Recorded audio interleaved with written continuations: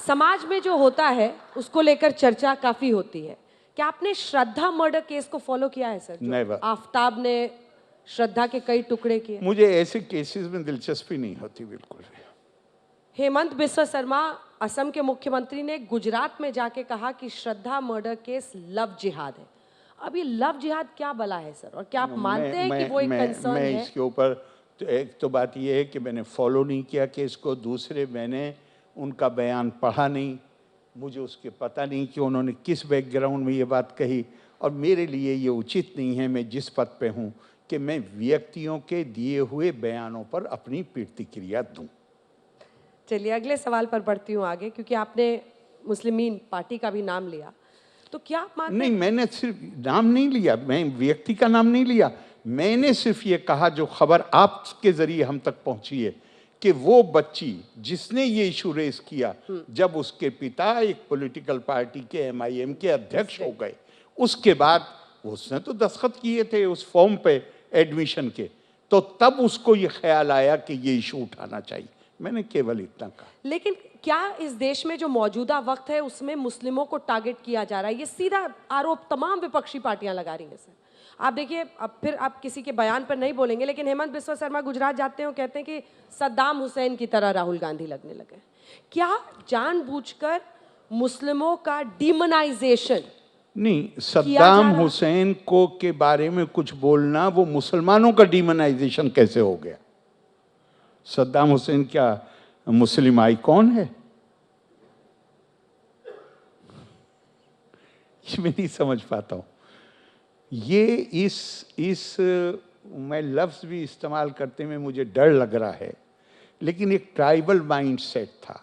जब पूरी दुनिया कबीलों में बटी हुई थी, तुमने हमारे कबीले के आदमी को मारा है, लिहाजा हमें मारने वाले को मार पाएं या ना मार पाएं, तुम्हारे कबीले के एक आदमी को मारेंगे हम।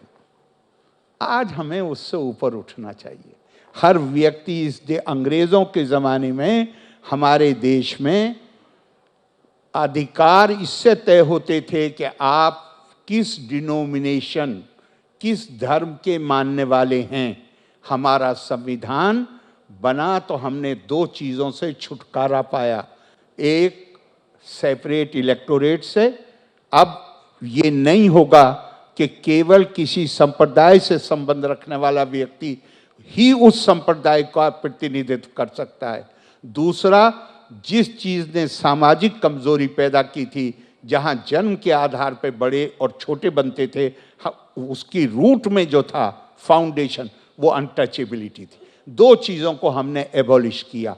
हम बहुत आगे बढ़े हैं उसकी तरफ, लेकिन बदकिस्मती से वो पुरानी सोच अभी भी हमारा पीछा नहीं छोड़ती, और अभी भी हम चीज़ों को उन्हीं खानों में बांट के देखने की कोशिश करने लगते हैं। हर व्यक्ति अपने लिए खुद जिम्मेदार।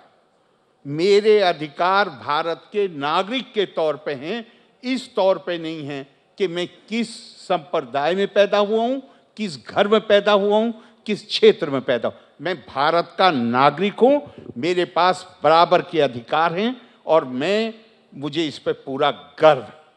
एक आखिरी सवाल आपसे, जिसका एक छोटा सा जवाब लूंगी, उसके बाद ये सेशन खत्म करेंगे। आपने दशकों की राजनीति इस देश में देखी है। टोपी, दाढ़ी, पजामा वर्सेस तिलक और जय श्री राम।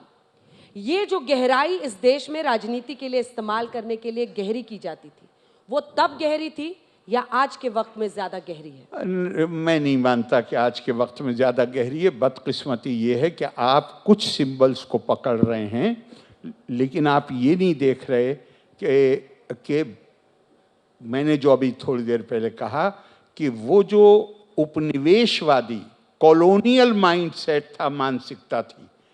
असल में हम कानून बदल सकते हैं, लेकिन आदतें बदलने में समय लगता है, और उसमें हमें आपको, पूरे यहाँ जो लोग बैठे हैं, देश के लोगों को, सबको मिल के काम करना पड़ेगा, तभी वो चीज़ बदलती है। ये मानसिकता बदलने की एक बुनियादी जो संघर्ष है, वो जहन को बदलने का है, मानसिकता को बदलने का है। तो लगातार वोट पाने के लिए ये कोशिशें होती रहीं कि जहाँ ब्लॉक्स बनाए जाएं, तो वो उसके नतीजे में बहुत सारी चीज़ें हुई हैं। वो एक खराब चैप्टर है, उसे भूलने की कोशिश करनी चाहिए और आगे बढ़ने की कोशिश करनी चाहिए। गवर्नर साहब आप आए और हमेशा की तरह बेबाक तरीके से आपने हर सवाल का एजेंडा आज तक में जवाब दिया। Thank you very much. आपका बहुत बहुत धन्यवाद। बहुत धन्यवाद आपका।